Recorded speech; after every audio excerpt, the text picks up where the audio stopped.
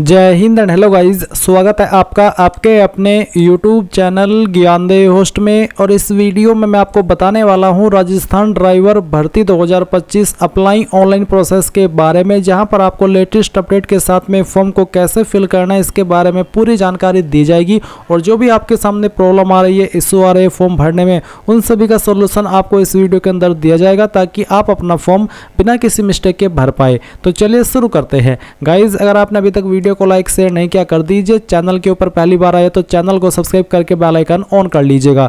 फिर जो लिंक मैंने आपको इस वीडियो के डिस्क्रिप्शन में दिया है आप ओपन करिए। ओपन करने के बाद आपको जानने को मिलेगा कि ये भर्ती आपकी 2756 पोस्ट पर निकाली गई है। फॉर्म आप लोग इसके 28 मार्च 2025 तक भर पाएंगे, यानी कि आपके पास सिर्फ 7-8 दिन ही बचे हैं फॉर्म को भरने के लिए। तो अगर आपका इंटरेस्ट है और आप इसमें एलिजिबल है अप्लाई करने के लिए, तो जितना जल्दी हो सके फॉर्म को भर लीजिए ताकि आपको लास्ट डेट नज़दीक आने पर कोई सर्वर का इशू फेस न करना पड़े।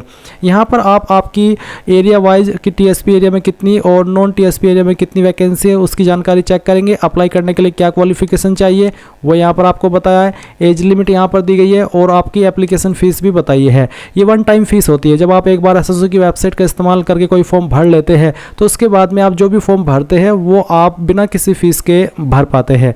और ये आपने जाना। इसके बाद में यहाँ पर अगर आपने एसएससी की वेबसाइट के ऊपर OTR करके नहीं रखा वन टाइम रजिस्ट्रेशन, तो आप इस वीडियो को वॉच करके कर लीजिएगा। जब आप एक बार OTR कर लेते हैं उसके बाद में फ्यूचर में आप जो भी फॉर्म भरते हैं वो बहुत ही कम जानकारी के साथ में भर लेते हैं, क्योंकि आपने आपकी मेन इन्फॉर्मेशन पहले ही भर ली होती है OTR के जरिए। तो ये सभी आप यहाँ पर डिटेल्स चेक कर लेंगे। इसके बाद आप इंपॉर्टेंट लिंक के सेक्शन में आएंगे और अप्लाई ऑनलाइन लिंक ओपन करेंगे। देन आपके सामने यहाँ पर एसएसओ का इंटरफेस आ जाएगा। मैं आपको बता दूं कि अगर आपने इस वेबसाइट का इस्तेमाल करके पिछले 4-5 साल के अंदर कोई भी फॉर्म भरा है तो आपका अकाउंट बना हुआ होगा। आपको यहाँ पर दोबारा से रजिस्ट्रेशन करने की आवश्यकता नहीं है। आप उसी डिटेल से लॉगिन करेंगे जिसमें कि आपको आपकी एसएसओ ID या फिर यूजर नेम यहाँ पर एंटर करना है एंड जो आपने पासवर्ड बनाया था वो डालना है। बट गाइज अगर आप आपका पासवर्ड भूल चुके हैं तो आप यहाँ पर I forgot my password click here, इसके सामने क्लिक हियर पर क्लिक करेंगे एंड देन जो आपकी एसएसओ ID है वो यहाँ पर डालेंगे। जो मोबाइल नंबर या फिर ईमेल ID आपने रजिस्टर की थी वो डालेंगे। ये कैप्चा कोड फिल करेंगे एंड देन सबमिट के ऊपर आप जैसे ही क्लिक करेंगे तो आपको मैसेज के माध्यम से आपका जो पासवर्ड है वो सेंड कर दिया जाएगा। अगर आप आपकी एसएसओ ID भूले हैं तो आपको यहाँ पर उसको भी रिसेट करने का ऑप्शन दिया है। पर गाइज अगर आप यहाँ पर पहली बार इस वेबसाइट का इस्तेमाल करके कोई फॉर्म भर रहे हैं तो आपको रजिस्ट्रेशन करना होगा। इसके लिए आप यहाँ पर रजिस्ट्रेशन के ऊपर क्लिक करेंगे। फिर आपको यहाँ पर सेलेक्ट करना है कि आप इनमें से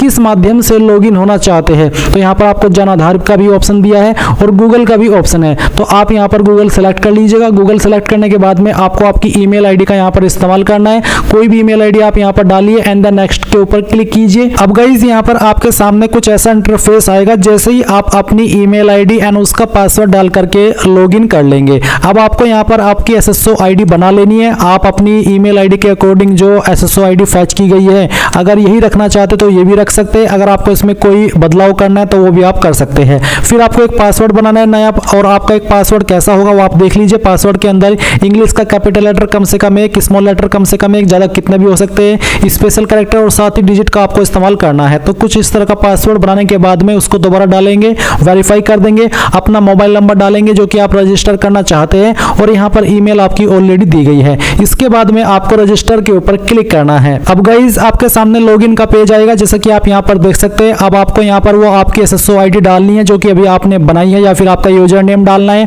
आपका पासवर्ड डालना है जो कि अभी आपने बनाया। ये कैप्चा कोड डालेंगे एंड देन लॉगिन के ऊपर क्लिक करेंगे। अब गाइज आपके सामने यहाँ पर ये अपडेट प्रोफाइल का ऑप्शन आएगा। तो आपको सबसे पहले आपका फर्स्ट नेम एंटर करना है 10th के सर्टिफिकेट के अकॉर्डिंग। फिर आपको आपका लास्ट नेम एंटर करना है। इसके बाद डिस्प्ले नेम अगर आप अपना चेंज करना चाहते हैं तो ये भी आप यहाँ से चेंज कर सकते हैं। फिर आपकी जो डेट ऑफ बर्थ है वो आपको यहाँ पर इस तरह से कैलेंडर के ऊपर क्लिक करके सिलेक्ट कर लेनी है। पहले ईयर, फिर मंथ और उसके बाद में डे।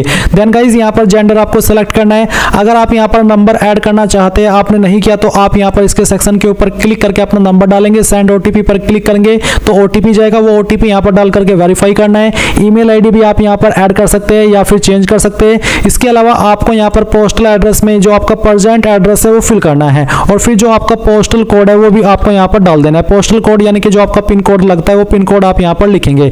सिटी डिस्ट्रिक्ट कौन सी है वो भी आपको यहाँ पर अपनी एंटर कर देनी है। एंड इसके बाद में गाइस आपकी जो स्टेट है वो भी आपको यहाँ पर सेलेक्ट कर लेनी है। फिर अगर आपकी बहामासा आईडी है तो वो आप यहाँ पर डाल देंगे, अगर नहीं है तो आप इसको ऐसे ही छोड़ दें। जन आधार आईडी है तो वो यहाँ पर डाल देंगे एडिट के ऊपर क्लिक करके, नहीं तो आप इसको ऐसे ही छोड़ देंगे।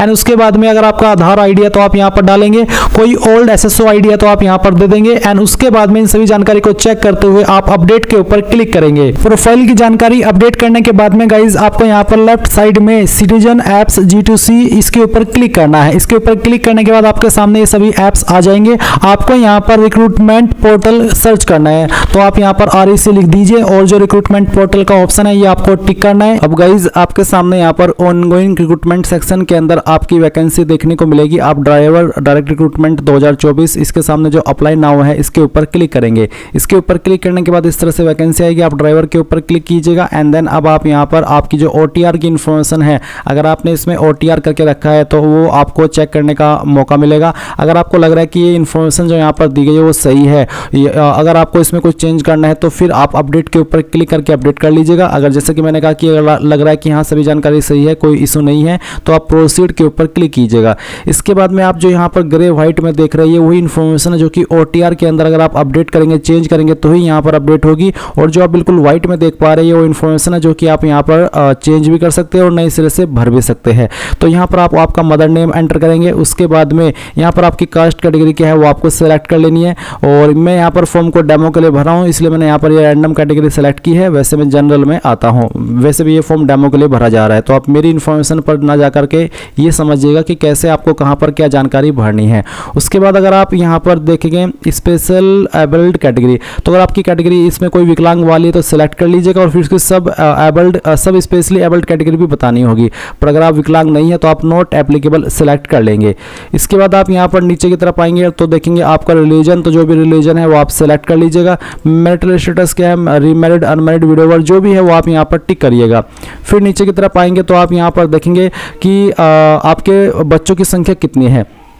तो अगर आपका मैरिटल स्टेटस अनमैरिड के अलावा अन्य है तो आपको बताना होगा कि 1/6/2002 से पहले कितनी है और 1/6/2002 के बाद में कितनी है। और अगर आप अनमैरिड है तो आप यहाँ पर सभी में 00 लिख देंगे। फिर मोबाइल नंबर देखने को मिलेगा। इसके बाद में आप देखेंगे व्हाट्सअप मोबाइल नंबर, तो अगर आपके पास कोई व्हाट्सअप मोबाइल नंबर अलग से है तो वो आप यहाँ पर डाल दीजिएगा। इसके बाद आप यहाँ पर देखेंगे आधार आईडी, तो अगर आप आधार आईडी देना चाहते हैं तो यहाँ पर दे सकते हैं और उसके बाद में वेरीफाई के ऊपर क्लिक करके इसको वेरीफाई कर सकते हैं। फिर जन आधार आईडी, तो जन आधार आईडी अगर आपके पास है तो यहाँ पर डाल दीजिएगा। अब आपसे पूछा है कि क्या आप राजस्थान के अनुसूचित क्षेत्र से संबंधित है, अगर हाँ तो यस, अगर नहीं तो आप नो कर देंगे।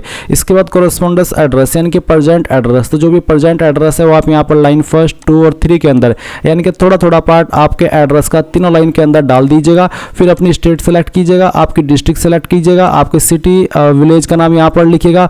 उसके बाद में आपका पिन कोड और अगर आपका कोई अन्य फ़ोन नंबर है तो वो आप यहाँ पर डाल दीजिएगा। फिर सभी जानकारी चेक करते हुए नेक्स्ट के ऊपर क्लिक कीजिएगा। इसके बाद गाइज आपके सामने कुछ ऐसा इंटरफेस डिक्लेरेशन का तभी देखने को मिलेगा जब आपने आपका आधार नंबर डाल करके वेरीफाई न किया हो। अगर आप ऑलरेडी अपना आधार नंबर डाल करके वेरीफाई कर चुके हो तो फिर आपके सामने ये वाला इंटरफेस नहीं आएगा। और अगर आपने नहीं दिया तो आपके सामने ये ऑप्शन आएगा, आप इसको ओके कर दीजिएगा। और फिर यहाँ पर आप किस माध्यम से इसको करना चाहते हैं वो आप यहाँ पर सेलेक्ट करके आगे बढ़ जाइएगा। अब आपके सामने आएगी पर्सनल डिटेल, तो आपकी डोमिसाइल डिटेल आपको देनी होगी, तो नेशनलिटी इंडियन रहेगी। होम स्टेट को आप यहाँ पर सेलेक्ट कर लेंगे, होम डिस्ट्रिक्ट आप यहाँ पर सेलेक्ट करेंगे। फिर आपसे पूछे कि आप इंडिया के अंदर किसी अन्य कंट्री से सेटल हुए हैं, अगर हाँ तो यस, नहीं तो आपको नो करना है। इसके बाद यहाँ पर है लाइसेंस टाइप, तो आपके पास किस तरह का लाइसेंस है, हैवी व्हीकल का या फिर लाइट व्हीकल का, तो जो भी है वो आप यहाँ पर सेलेक्ट कर लीजिएगा। हैवी तो हैवी और लाइट तो लाइट। फिर जो भी लाइसेंस नंबर है वो यहाँ पर डाल दीजिएगा और लाइसेंस आपका कब तक वैलिड है वो आपको यहाँ पर सेलेक्ट कर लेना है। उसके बाद में यहाँ पर आएगी स्पेशल कैटेगरी, तो अगर आप एक्स सर्विसमैन है आप यहाँ पर यस करेंगे, नहीं तो नो करना है। क्या आप एक आउटस्टैंडिंग स्पोर्ट्स पर्सन है, अगर हाँ तो यस, नहीं तो आप नो करेंगे। फिर इसी प्रकार से क्या आप मौजूदा सरकारी विभाग या सार्वजनिक उपक्रम कर्मचारी है तो आप यहाँ पर इसमें यस करेंगे, नहीं तो आपको नो करना है। अगर आपकी इनमें से कोई अन्य कैटेगरी है, स्पेशल कैटेगरी जो यहाँ पर दी गई है जैसे कि एक्सप्रेशनर, एनसीसी कैडेट, इंस्ट्रक्टर, तो आप सेलेक्ट कर ले, नहीं तो नॉट एप्लीकेबल के ऊपर क्लिक करेंगे और इसके बाद नेक्स्ट के ऊपर क्लिक कर देंगे। अब आपके सामने यहाँ पर एजुकेशन क्वालिफिकेशन आ चुकी है, तो आप यहाँ पर पहले तो इसके टिक कर दीजिएगा और फिर यहाँ पर आप अपनी एक एक करके इन्फॉर्मेशन भरेंगे। मैंने पहले से OTR करके रखा है इसलिए मेरी जानकारी यहाँ पर भरी हुई है। तो सेकेंडरी के अंदर आप 10वीं की इन्फॉर्मेशन भरेंगे। करेंगे। इसमें सब्जेक्ट ग्रुप में आप चाहे तो एक एक करके सब्जेक्ट लिख सकते हैं और चाहे तो आप यहाँ पर ऑल जनरल सब्जेक्ट लिख सकते हैं और या फिर आप नॉट एप्लीकेबल भी लिख सकते हैं। तीनों चीज़ों में कोई भी इशू नहीं आएगा। इसके बाद में आता है आपका नेम ऑफ बोर्ड। तो आपने किस बोर्ड से किया है उस बोर्ड का नाम आपको यहाँ पर एंटर करना है। आपका रोल नंबर यहाँ पर लिखना है। नंबर आपके किसके अंदर थे, परसेंटेज, CGPA, ग्रेड, तो जिसके अंदर भी थे वही आप सिलेक्ट कीजिएगा। मेरे परसेंटेज, तो मैंने परसेंटेज सिलेक्ट किया। ईयर ऑफ पासिंग, किस साल के अंदर पास किया और फिर आपकी परसेंटेज या फिर आपकी ग्रेड जो भी तो यहाँ पर डाल दीजिएगा। अगर आपने 12वीं भी की है तो आप यहाँ पर 12वीं की इन्फॉर्मेशन भी सेम तरीके से भरेंगे। सब्जेक्ट ग्रुप में बताइए कि PCM से की है, PCB से, आर्ट से, कॉमर्स से, या फिर सिंपली आप साइंस भी लिख सकते हैं। उसके बाद आपका बोर्ड, आपका रोल नंबर, फिर आपके नंबर किसके अंदर है वो, और पासिंग ईयर और आपकी परसेंटेज। अगर आपने ग्रेजुएशन की है तो उसकी जानकारी भी आप सेम वे में भर देंगे। फिर नीचे की तरफ आएंगे और यहाँ पर एक्सपीरियंस की इन्फॉर्मेशन भरेंगे। तो I have an experience for required post, तो यहाँ पर यस है। यस का मतलब ये हो जाता है कि हाँ एक्सपीरियंस इसमें कंपलसरी रूप में मांगा है। अगर कंपलसरी नहीं होता तो यहाँ पर आपको नो का ऑप्शन भी देखने को मिलता। अब आपको यहाँ पर नेम ऑफ एम्प्लॉयर, तो आपको उस बंदे का नाम या फिर उस कंपनी का नाम देना है जहाँ पर आपने काम किया है। उस कंपनी का नाम आप यहाँ पर देंगे। किस पोस्ट पर रह करके आपने काम किया उस पोस्ट को नाम आप यहाँ पर लिख देंगे। और उसके बाद में नेचर ऑफ जॉब, तो किस तरह का काम आप करते थे तो वो आपको यहाँ पर बताना है। जो भी करते थे वो आप बता दीजिएगा। कब आपने ये वर्क ज्वाइन किया था वो आप यहाँ पर सेलेक्ट करिएगा इस तरह से, जैसे कि मैं आपको सेलेक्ट करके दिखा रहा हूँ। और उसके बाद में कब तक आपने काम किया है वो भी आप यहाँ पर इस तरह से सेलेक्ट कर लेंगे। आपका एक्सपीरियंस ऑटोमेटिकली काउंट हो जाएगा कि कितने साल का है, कितने महीने का। टाइप ऑफ एम्प्लॉयमेंट किस तरह का था, एड होक, contract base, internship, probation, regular, substantive, तो जो भी था आपका वो आप सेलेक्ट कर लीजिएगा। फिर आप यहाँ पर ऐड के ऊपर क्लिक कर देंगे तो ये जानकारी आपकी ऐड हो जाएगी। अब आप यहाँ पर नेक्स्ट के ऊपर क्लिक करेंगे। गाइज अगर ऐड के ऊपर क्लिक करने के बाद एरर आता है तो आप उसको ऐड मत कीजिएगा, बस सिंपली नीचे नेक्स्ट के ऊपर क्लिक कर दीजिएगा। अब आता है आइडेंटिफिकेशन एंड इनक्लोजर, तो आप यहाँ पर फोटो साइन अपलोड करेंगे। फोटो का साइज 50 से 100 KB और सिग्नेचर का साइज 20 से 50 KB रखा है। फॉर्मेट भी आप यहाँ पर देख सकते हैं। तो चूज फाइल के ऊपर क्लिक करेंगे और जहाँ पर भी आपकी फोटो फाइल है वो आपको यहाँ पर सेलेक्ट कर लेनी है। तो आप फोटो सेलेक्ट कीजिए, ओपन कीजिए। मैं फॉर्म डेमो के लिए भरा हूँ तो मैंने एक रैंडम फाइल सेलेक्ट की है। फोटो के नीचे डेट लिखना अनिवार्य नहीं है। मेरे पास एक फोटो के नीचे डेट लिखा हुआ फोटो है इसलिए मैंने यही सिलेक्ट किया है।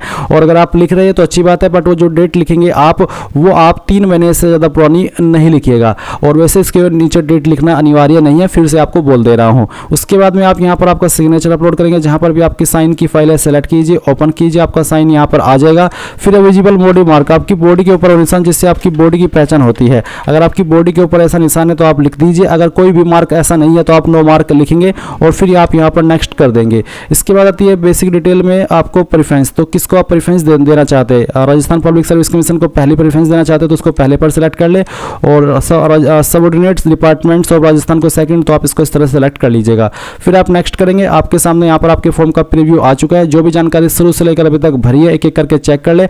अगर आपको यहाँ पर लाइव फोटो डिक्लेरेशन अपलोड करने का ऑप्शन मिले तो आप वो भी कर दीजिएगा, क्योंकि मैंने पहले से इसके ऊपर फॉर्म भर रखा है और एक बार मैंने अपलोड कर देता तो मुझे बार बार अपलोड करने की आवश्यकता नहीं पड़ती। और इसके बाद आप यहाँ पर डिक्लेरेशन के ऊपर टिक करेंगे और इसके बाद फिर आप फाइनल सबमिट करके यहाँ पर टिक करेंगे और सेंड OTP करेंगे। आपके नंबर और ईमेल के ऊपर एक OTP जाएगा। जैसे आप वो OTP यहाँ पर डाल देंगे और वेरीफाई OTP कर देंगे तो आपका फॉर्म फाइनल सबमिट हो जाएगा। तो गाइज आप यहाँ पर देख सकते हैं कि फॉर्म फाइनल सबमिट हो चुका है। अभी आप यहाँ पर प्रिंट के आइकन के ऊपर क्लिक करेंगे और आपके पास प्रिंटर नहीं है तो आप इसको PDF के रूप में सेव कर लेंगे और बाद में प्रिंट करा लीजिएगा। और गाइज मैंने यहाँ पर इसमें 1 टाइम रजिस्ट्रेशन करने के बाद में फीस पे कर रखी है, तो मुझे यहाँ पर कोई फीस पे करने की आवश्यकता नहीं पड़ती। जब आप एक बार 1 टाइम रजिस्ट्रेशन करने के बाद किसी एप्लीकेशन फॉर्म के लिए फीस पे कर देते हैं तो उसके बाद आप जितने भी फॉर्म भरते हैं फिर उसमें आपको कोई फीस पे करने की आवश्यकता नहीं पड़ती।